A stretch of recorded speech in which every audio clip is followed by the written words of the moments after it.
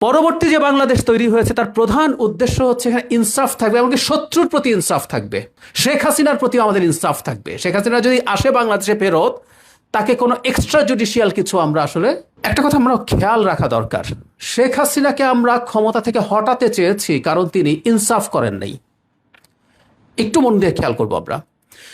পরবর্তী যে বাংলাদেশ তৈরি হয়েছে তার প্রধান উদ্দেশ্য হচ্ছে এখানে ইনসাফ থাকবে, এমনকি শত্রুর প্রতি ইনসাফ থাকবে, শেখ হাসিনার প্রতি আমাদের ইনসাফ থাকবে। শেখ হাসিনা যদি আসে বাংলাদেশে ফেরত, তাকে কোনো এক্সট্রা জুডিশিয়াল কিছু আমরা আসলে করব না। আমাদের কাছে প্রতিজ্ঞা কি, আমরা জুডিশিয়ালি করব। ওনার বিচার হয়েছে, ওনাকে ডিফেন্ড করতে আবার দেওয়া হবে, তাতে তার মৃত্যুদণ্ডাদেশ যদি তিনি মুক্তি পান, টেকনিক্যালি বলছি, সেটা আমরা মানবো। আর যদি না হয় সেটা কার্যকর হবে। এটাই হচ্ছে ইনসাফ। কারণ মৃত্যুদণ্ড হওয়াও কিন্তু ইনসাফ, যে আমি আপনাকে প্রপার বিচারিক প্রক্রিয়ায় কাজটা করেছি। সাংবাদিকদের জন্য যারা আপনারা যেসব অভিযোগ করেছেন, আমি রিয়েলি বিশ্বাস করি মারাত্মক দুর্নীতির অভিযোগ আছে।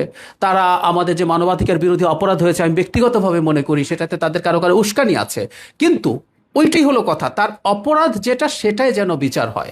আমাদের রাষ্ট্র এবং সরকার সেটা নিশ্চিত করতে চায়।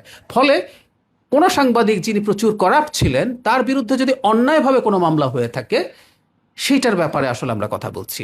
আমাদের সরকারের অবস্থানটা ওই জায়গায়, আমি আশা করি ব্যাপারটা বোঝাতে পেরেছি।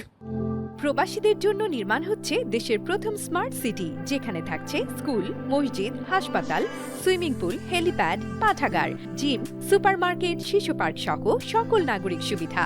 মাত্র 30 লাখ টাকা বিনিয়োগে মিলছে আকর্ষণীয় ফ্ল্যাট। প্লাটিনাম ইনভেস্টরদের জন্য ঢাকা বিমানবন্দরে ভিআইপি প্রোটোকল সুবিধা। বিস্তারিত জানতে যোগাযোগ করুন স্ক্রিনে দেয়া হোয়াটসঅ্যাপ অথবা ইমো নাম্বারে।